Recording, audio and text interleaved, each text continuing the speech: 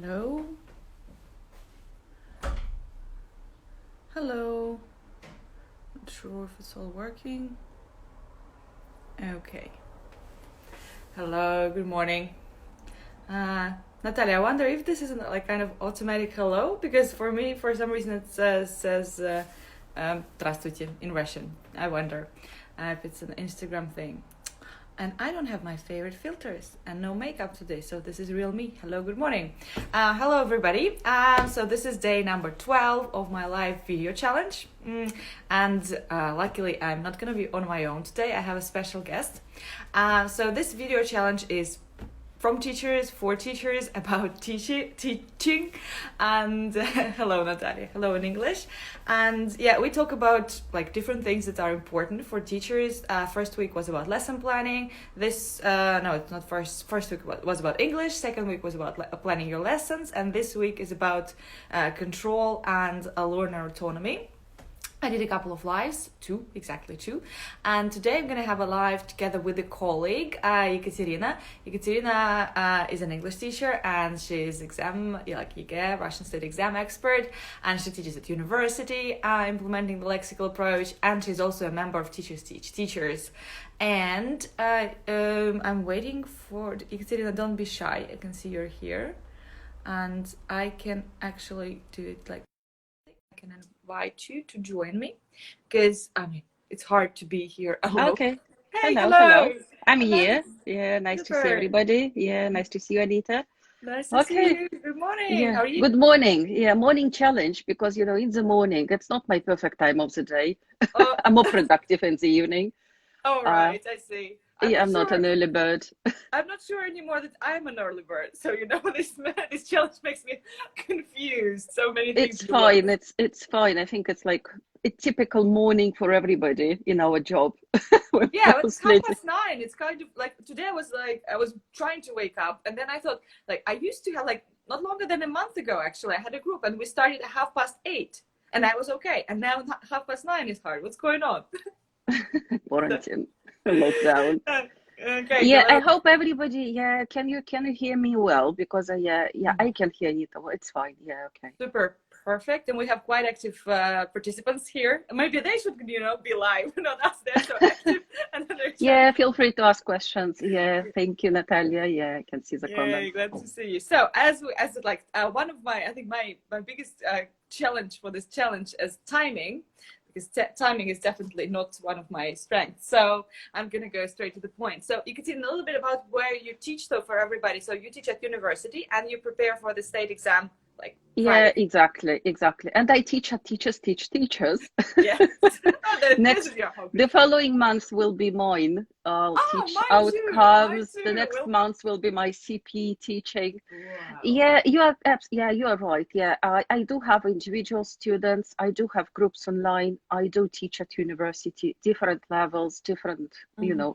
students, and I That's. teach teachers in my region because yeah, I'm kind of involved in teacher training, and I Mhm. do deliver sessions, and I don't prepare for CELTA, but Mhm. the materials I'm using they are all based on CELTA materials, and I do deliver sessions in English, so that's why probably I'm kind of teacher of whatever Whoever. and whoever. Oh, Yeah. so yeah, wow. That's why. I mean, one of the reasons, yeah, why I invited you, because I mean, your teaching expertise is different from mine. Yeah, and I want, you know, somebody to talk to about this. Yeah, it's Maybe. fine. It's Yeah. fine. Yeah, it's a So, weird. this week is about autonomy, and I mean like a different, I spoke about adults because I teach adults, and so my question would be like what you do, what you don't do, and what is like the what do you control and what you don't control when you teach for the state exam. So I think this is seen by colleagues as something like you have to control every student's step. So do you do the same, and what's your strategy? Okay, yeah, it depends actually on the level. Sometimes I do have quite weak students for probably for whom there will be more guidance and more support, and I'll be focusing on scaffolding their learning more than any other students. But actually, I do prefer, as probably most of us, I do prefer strong students, well, yeah, you know, highly motivated, well prepared for the exam, who probably need a tiny help from teachers. And I really like this flipped classroom approach, you know, where you give the task to do at home, which is a new material. I remember my students, my own daughters, complaining about why should we read this stuff that we have just discussed in the lesson? Why should I come home and read the paragraph again, or read the passage again, or whatever? So I prefer this flipped classroom approach. And what I do have an online support in Google Classroom, and students get the tasks there, and they focus on some of the tasks from the exam on their own. So they can read they can not books, they can read some texts, they can do some reading tests or listening tests, they can watch a video, and you know, it helps to work in their own pace. So they can focus, they can rewatch or reread in the way which is more preferable and more comfortable for them. But when they come to class, we mostly focus on the revision and on the discussion based on what they have read or have listened to. So which is perfect, because it helps to remember the vocabulary. It works on their strategies, as well as, you know, helps to develop their English and evokes more interest. That's what we do. Right. By the way, this is like a good place to promote. I think Ekaterina has a webinar on Google Classroom coming very soon. I already do, yeah. And there's so many questions, by the way, that I decided to, you know, some teachers do need support, you know, just to press the right buttons together and to show them how it can work. And yeah, you're more than welcome. There are just a few places left, because it's not a webinar for like, you know, hundreds of people. It's a tailor-made practicum, or like, you know, workshop, we call it, definitely, yeah. And that's a kind of workshop for those who are interested in like designing their own course in Google Classroom.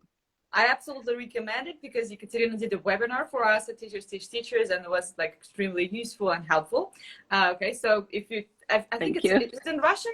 Or it's in English? Yeah, it's gonna be in Russian. Yeah, just you know, with all this technical stuff, and you know, my advice, my tips from my experience already. Yeah. All right. So it works really well, because you know, when students come, and if you keep, you know, if you spend 15-20 minutes on explaining, you know, present perfect, that's how much time do you have on actually practicing present perfect in your class? Yeah, that was actually like, I tried, like I didn't have enough energy, time, motivation, something like that, because I wanted to create some supporting materials for my students, put them out somewhere on, I was thinking YouTube, but Google Classroom is obviously better. And yeah, but I think that would be a great day. But what do you do? I mean, what's your strategy? How do you, why do your students watch it? I mean, why don't they like skip it, forget it? Yeah. Sometimes they don't. I do have those who don't do anything, and that's their choice, and they take on their own responsibility on their learning. So it's part of their job as well. You know, mostly I have highly motivated students, mostly, but not all of them. You know, very often their parents, like, they want them to prepare for the exam, and of course, they want to see their children among university students later on. But my feeling is that the idea of you know, preparing for the exams, that's a good motivation, as well as the novelty of the material. I think that's also kind of comes into play. Yeah. And do you I mean, do you have a talk with them? So I mean, we're still speaking about UGS students, right? There, so I mean, they're already, I mean, they're not kids, definitely, they're kind of young adults. So do you have like a talk with them in the beginning, who's responsible for what? Or I think that's the talk which is happening throughout the whole year. Yeah, they're mostly students of the final school year. Yeah, I don't talk specifically like telling them my methodology. I think they're kind of too young for it. And they're not going to be teachers, so they're not really interested in this kind of stuff. But sometimes I notice that even during the activity, I need to explain why we are doing this thing. So maybe beforehand, that would be a waste of time. But when we, face a difficulty, when we face a certain way I approach it, which is completely different from what they get at school most of the times, and they're like, wow, why? And I just explain why. Yeah, I have to explain why we work on chunks or why we work on collocations, because they may not even know the word collocation when they come, to me. Lucky them. Yes. Their life is never going to be the same. Thank you. What about university then? So it's also a whole different... Oh yeah, this year I've got a lovely, I do have an experiment, because I've got a group of, at the beginning there were 17 students. After the new year we lost one, but it often happens, Just one. It's very there are 16 outcome students, and Hudela recently visited us. So we work on outcomes intermediate. Actually, the students are, they do have a kind of variety of levels from pre-intermediate to upper intermediate, I would say. So that's why intermediate was a good choice. For those who are, higher level, I can give some extra support and get extra materials. What we do as autonomous learners, we create our own Quizlets. Like, so we, but you mean they? I mean they, I mean they. But I started at the beginning of the course, I was showing them where they can take ideas. We use Outcomes website as examples of how to create this Quizlet set. We take the vocabulary builder from the Outcomes website again. No advertising, but kind of. Yeah, that's what I do. So it's like... all the time, And so now, and I showed them how we can play with Quizlet. They really like this Quizlet live, when there's a big group of students. So it works perfectly well. And now they create their own Quizlets, which is lovely. And and they create their own sets of questions. And our next step, I think, would be to create our lexical sets of questions which are like, because they are future teachers of English, so they need to develop this ability to teach well. So what we actually are practicing in your project, in our outcomes group in TTT, we practice creating those like concept check questions, which are more like lexical checking or whatever questions. I don't know what name to give them. They don't have a name still, so they don't have a name. We need to come up with the name and patent it maybe. So that's what it's just really great, because when you see an item and then you start playing with it, and it's like it's catchy, it's memorable, because you think of the best questions you could ask your learners. And that's what my students do, actually. That's our next step for the next year, I guess, will be learning how to create those questions, which is, to my mind, is more like materials design rather than just learning. It already is, those questions. So if you don't know what we're talking about, so the lexical approach suggests like a little bit different type of questions to those CCQs and ICQs that CELTA does. So the questions about words that actually maybe I don't know, start more conversation, get to more vocabulary, and actually like really makes you see if the students understand the word or not, apart from is it like and yes or no. But it's a very long story, definitely not enough. And you're doing this in your group, right? I'm very close to it. We tried a couple of times, but next year I'll focus just on developing this strategy. Because this is, we need to talk about this, because this has been actually like my, not dream, but something I really want to. So we do that in TTT, that we like, TTT. Now we've been doing it for about a month, I think. Well, why are you doing it secretly? You need to share with the whole group. we need to. I am sharing. But our group, I guess, is the best. It's like really, really, really nice. I would just say I like all groups of TTT because but I like my Wednesday groups, please. So sorry for being selfish. No, it's good. It's great to love your group. I mean, it's it's very nice. I love your group as well. Monday group is, I mean, all the groups are amazing. Yeah, all the groups have different personalities. Yeah, Monday group yeah, is yeah, very I do. organized, really like, okay. So, enough with, thank you. Yeah. And you'll be the teacher next month. Yeah. So for the Yeah, second time. yeah, yeah, All yeah, right. yeah. Okay. Super. And so actually, yeah. So moving on from students who are preparing for the state exam can take responsibility for their learning. Obviously, university students can can be in charge of their learning. And about teachers teach teachers, yeah, your group, by the way, I know that so we were speaking about like homework and doing something extra at home, and everybody's so busy. I mean, teenagers are busy, students are busy, teachers are busy. And in my group, I'll be honest, our Wednesday group, we don't have homework, so we gave up on that like a couple of Yeah, 10 we months ago. don't do any homework Oh, you don't do any either. homework? Yeah, Yay! we Okay, don't whew, do. because I was thinking So Monday group. we tried. So yeah, it would be nice, but yeah, actually time concerns and time pressure, it's So it's unavoidable. interesting. It's interesting that teachers don't do their homework. I think. Yeah, exactly. Yeah, it's. I mean, the problem is, I mean, not only it's not only about the TTT project, or just it's just my what I do come to observe some lessons in my region, Mm-hmm. especially, and I take part in. I'm a kind of the head of the jury for the competition of teachers, and I have to observe a lesson, give some points, and decide who the winner is. It's Mm-hmm. like happens every year, Teacher of the Year or different contests. And what I notice is that it's really difficult to to move from this teacher-led strategy to the way you teach, like, because if you want your learners to take their responsibility, if you want them to be more active, if you want them to be engaged in the teaching materials, I think they have a feeling they don't do their job properly, Mm-hmm. as if it's like it's a shame to take money if you don't teach, like if Mm-hmm. learners do all the job.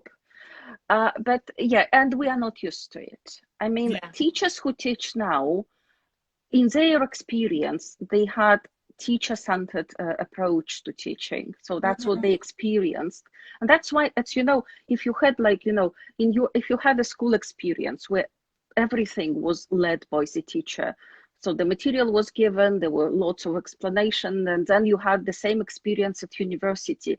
It's like about, for some people, it's from 10 to 15 years of teacher-paced, teacher-centered Yeah. learning. Mm-hmm. Uh, and it's really difficult to change. They don't even know what they need to change. They don't even see the point. Mm-hmm. And that's it's a huge step for teachers to make. Right. Yeah. So this is okay. Now I understand because somebody made a comment about school teachers on Monday and I didn't really get it. Yeah. So there, where yeah, everything's prepared by the teacher. Yeah, and I'm really glad that we're on the same page because Yeah, I think. like again for me I thought like that Monday group that you're more of about control and controlling and everything, but you're not.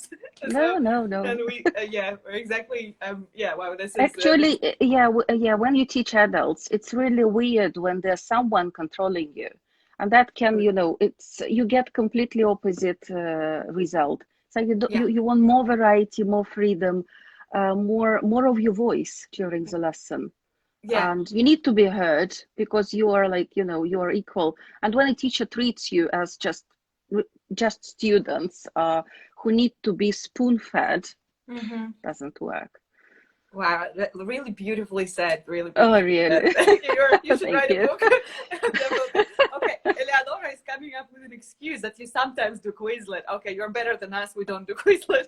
Okay, We do, Monday yeah. group wins. Yeah, I can see you But upload the video. you can notice it from your own experience. When you create your Quizlet, you remember all the words. Yeah, and But others if you don't. create it, yeah, but when learners create, they remember. So the one who creates a set remembers better. Yesterday, by the way, I was watching Hugh Della's webinar Yeah. for National Geographic Learning. and he was giving examples of what students can do, what kind of tests they can do based on vocabulary builder, which is a very good example. So they will post it on the official website. You can have a look. And he was sharing with all this, with all this Latin America audience mostly, because it was late at night, which is, I guess, early or early time for Latin America. He was sharing your audios, and he was demonstrating chai s molokom. My audio. Oh my god. He was showing the way you do it. So it's like when you sent him audio messages, he was telling of his experience of learning Russian. Oh my god. So you sent him tea with milk, chai s molokom, chai s molokom. And he was showing like chai s molokom. When learners record their own chunks and they can send it to each other. I do have a video on my YouTube channel about the way how I approach this lockdown. These simple Excel files where 16 students are assigned different colors for pairs. And during the week, when we don't meet, they just simply do their tasks from the course book and they exchange and check each other's papers. And if they do have different answers, or if their answers are, if they have questions, we can approach those during the lesson, which is, again, a perfect learning opportunity for them. And that's a simple thing for me. I simply click the colors.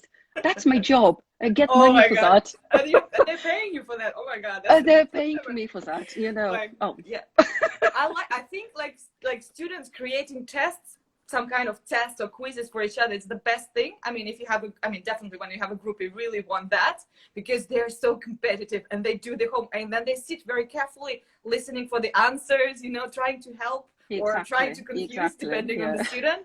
Yeah. And if we have individual students, I sometimes, I kind of like meet them virtually and they can do tasks for each other. And of course, audio files is my favorite thing. Yeah. So yeah, you should rewatch the webinar, which is, it was like, and I was like, oh wow, I need this voice. That's Anita. Okay, we need copyright. Okay, I'll try. Yeah, it's like I was really surprised when Andrew was because I teach Andrew Walkley Russian, and we've been playing with it for a while. We played with Hugh, but then we stopped. I think. Yeah, I think he's too busy. For Russian. And Russell Stannard was the second speaker during the webinar. He was sharing the way he studies Polish. And it's, it's becoming fashionable to learn, foreign languages. Foreign languages, yeah, because you learn so much from it. Yeah, and that gives you lots of food for thought. And and teaching, I would say, like, if you've never taught Russian, or, you're L1, it also is an interesting experience to teach it, like, and to see what the native speakers should go through, actually, to basically teach their lessons. Yeah. And when we reach a certain level, we simply forget what it's like to learn a language. And it's always good to, start just to feel in your learner's shoes, to be in your learner's shoes, just at least for a while. Yeah. Okay. Yeah, okay. Yeah, thank you, Katerina. I think we can talk like forever, because I'm just thinking. Timing is my. I'm working on this as like when you have one thing to work on. For me, it's timing. I was really happy to talk to you. Thank you very much. Yeah, thank you. Yeah, thank you for inviting. So I think if you're just joining now, I would definitely recommend to rewatch it. From the very beginning, I was really inspired by what Katerina said and what she shared, and it really, shows that age and institution, or the context where you teach, it doesn't really matter.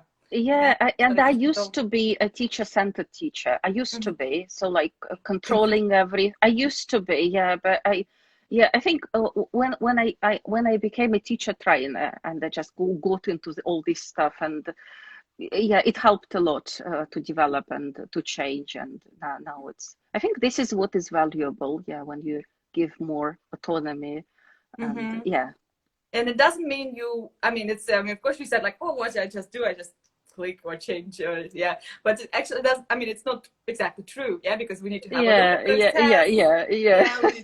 there are some secrets. And you need to kind of the student autonomy doesn't, develop in one day. Yeah, by you letting yeah, go exactly. like bits by bits. And they are not used to it. When they come to you, they expect, this kind of traditional teaching.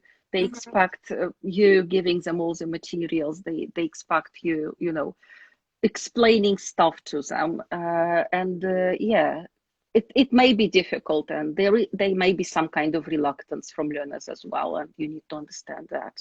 Yeah, because they're also learning to do that. That's maybe even, I mean, it's hard in so many ways. Yeah. So Yeah, to take responsibility for your actions. Thank you very much, Ekaterina. yeah. Thank you. I'm gonna disconnect you and say a couple of words about what's coming next. Thank you so much. It was Yeah, thank really a you. Thanks pleasure. for inviting. Yeah, bye Yeah, bye. and if you have any questions, you can post them under the live. I mean, if you're watching this later, Yeah, and comments, definitely. and Just we can keep in answer them. touch and become friends. And join. I know you can't join Ekaterina's group on Monday anymore, but you can join the year one and create your own Monday group. Yeah, and you'll grow as we grow. Yeah. Thank you. Yeah, bye. Bye.